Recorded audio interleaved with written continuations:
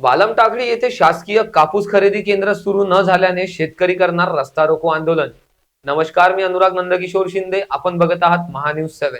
शेवगाव तालुक्याच्या पूर्व भागात कापूस पिकाचे क्षेत्र मोठ्या प्रमाणात असल्याने आणि खाजगी कापूस खरेदी करणारे व्यापारी मात्र शेतकऱ्यांची मोठ्या प्रमाणावर लूटमार करत असल्याने शासकीय कापूस खरेदी केंद्र सुरू झाल्यास पर्यायाने शेतकऱ्यांचा क्विंटल मागे 900 रुपयांत फायदा होणार आहे।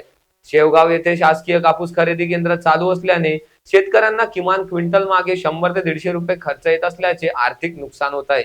शासनाने याचा विचार करून लवकरात लवकर कापूस खरेदी केंद्र सुरू करण्याची मागणी शेवगाव तालुक्याच्या बालमटाकडी बोधेगावसह परिसराच्या शेतकऱ्यांच्या वतीने कृषी उत्पन्न बाजार समितीचे माजी सभापती रामनाथजी राजपुरे यांच्यासह शेतकऱ्यांनी केली असून 8 दिवसात कापूस खरेदी केंद्र सुरू न झाल्यास शेवगाव गेवराई राज्य महामार्गावर बालमटाकडी शेतकरी रस्ता रोको आंदोलन करणार असल्याचा इशारा त्यांनी दिलेला आहे।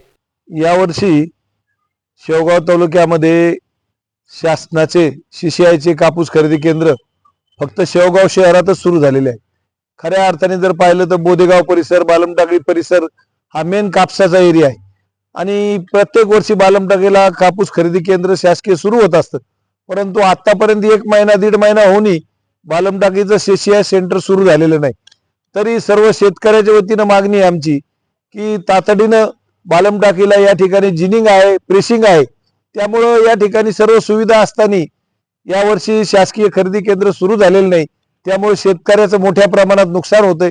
प्रत्येक क्विंटल माग 100 ते 150 रुपये शेतकऱ्याचं नुकसान होतं आणि वेळ वायाला जाऊन शेवगावला त्या ठिकाणी जाऊन माप घालण्यासाठी पूर्ण दिवस शेतकऱ्याचा खर्च होतो। तर आमची सर्व शेतकऱ्याच्या वतीनं मागणी आहे की तातडीनं बालमटाकडीचं कापूस खरेदी केंद्र सुरू करावं, अन्यथा या ठिकाणी एक 4-6 दिवसामध्ये रस्ता रोकोचं आंदोलन सर्व शेतकऱ्याच्या वतीनं करण्यात येईल।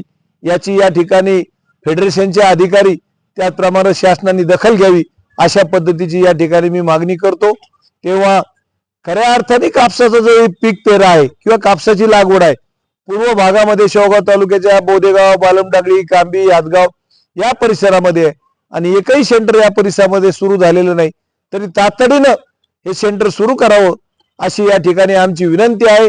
नाईलाज सर्व शेतकरी, सर्व पक्षीय भव्य प्रमाणात रस्ता रोको आंदोलन या ठिकाणी करण्यात येईल। अहिल्यानगर शेवगाव वरून जयप्रकाश बागडे यांची रिपोर्ट, महा न्यूज 7।